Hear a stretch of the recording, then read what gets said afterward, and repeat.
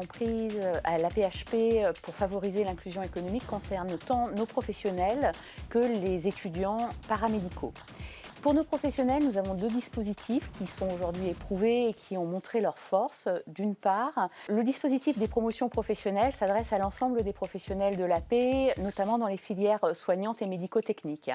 La promotion professionnelle, c'est un dispositif qui permet, quand vous avez réussi le concours d'entrée à une école, d'être financé pendant toute la durée de la scolarité. Et donc, on finance non seulement les frais de formation, mais également les salaires pendant la durée de la scolarité. Le deuxième dispositif que nous déployons vis-à-vis de nos professionnels, c'est de pérenniser des agents qui ont été recrutés initialement en CDD. Dans le contexte de la crise sanitaire, nous avons fait appel à beaucoup de contrats à durée déterminée pour aider les équipes à faire face à la crise. Et aujourd'hui, notre ambition, qui est portée dans notre projet social, c'est de permettre à ces professionnels souvent très peu qualifiés, puisqu'on est vraiment sur des agents de catégorie C, tant dans la filière soignante que la filière logistique ou administrative. Donc permettre à ces professionnels qui sont aujourd'hui en contrat à durée déterminée de devenir fonctionnaires. Et nous avons un plan ambitieux de titularisation de ces professionnels pour rester, pour dérouler leur carrière à la PHP. Et enfin, nous avons un dispositif pour la diversité d'inclusion économique à destination des étudiants. Ce sont les contrats d'allocation études. Ce ne sont ni plus ni moins que des bourses que nous pouvons allouer sur 2 ans pour les professionnels qui veulent devenir infirmiers, manipulateurs radio, masseurs kinésithérapeutes. Et nous finançons, nous aidons ces jeunes étudiants à financer leurs études. Et nous avons cette année près de 1000 contrats allocation études qui ont été déployés à la PHP pour les diplomations de juillet 2022.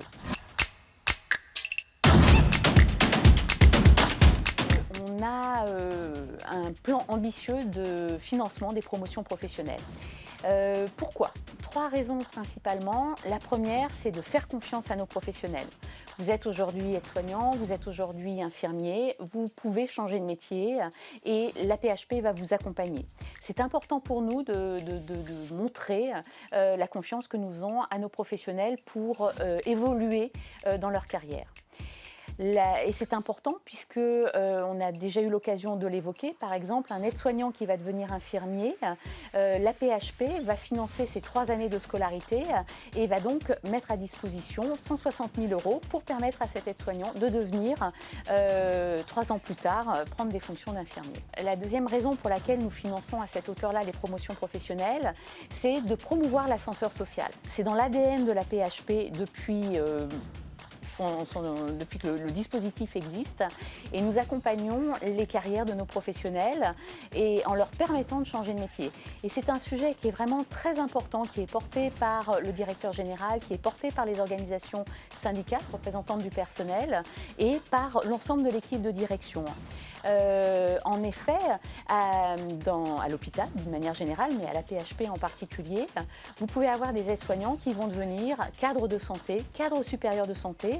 Nous avons certains directeurs qui sont initialement des aides-soignants et c'est très important pour nous de favoriser ces promotions. Et enfin, le troisième axe de développement des promotions professionnelles, c'est d'anticiper et de pourvoir nos besoins. Nous savons que nous avons besoin d'infirmiers et c'est la raison pour laquelle, depuis 3 ans, la PHP a nettement augmenté son effort de financement des promotions professionnelles infirmiers.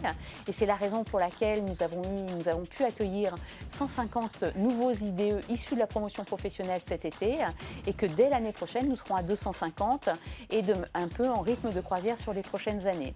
Ce qui veut dire que l'AP investit 40 millions d'euros par an pour former de nouveaux infirmiers.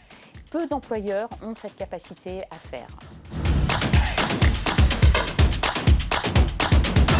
Qu'attendez-vous de votre écosystème pour aller beaucoup plus loin dans vos engagements ? Puissance publique, acteurs associatifs ou même investisseurs ? Nous avons vraiment besoin de faire connaître ce dispositif.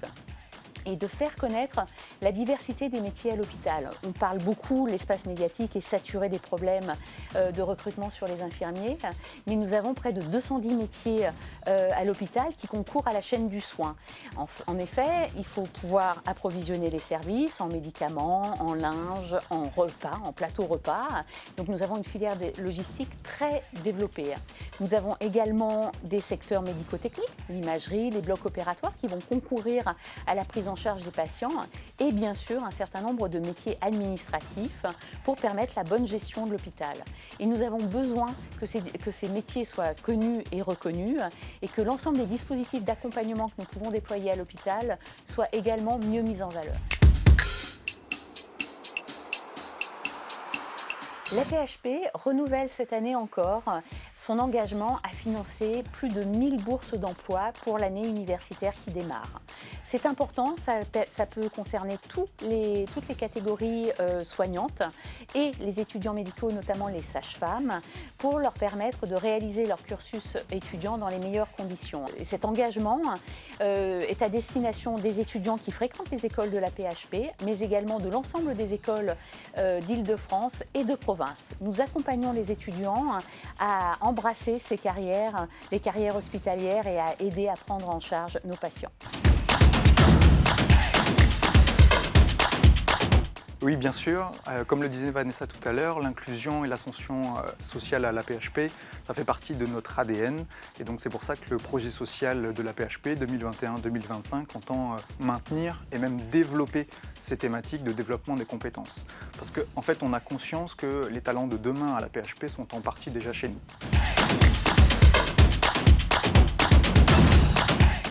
Je dirais que c'est pas tellement changer les mentalités que de prendre conscience en fait du fonctionnement de l'AP-HP. Nombre de nos encadrants supérieurs sont issus directement de nos équipes. On leur a fait confiance, il y a eu des progressions de carrière, que ce soit dans le soin, mais également dans les fonctions logistiques, dans les fonctions techniques, dans les fonctions administratives ou informatiques. Et aujourd'hui, on entend faire connaître ce fonctionnement pour montrer ce qui est fait en termes d'ascension sociale à l'AP-HP. Je dirais qu'à l'AP-HP, notre ambition, c'est votre évolution. Et donc nous rejoindre, c'est rejoindre 100 000 professionnels, 38 sites, 210 métiers. Et donc en fait, autant d'opportunités professionnelles en fonction de vos désirs. Sommet de l'inclusion économique. Agir avec impact.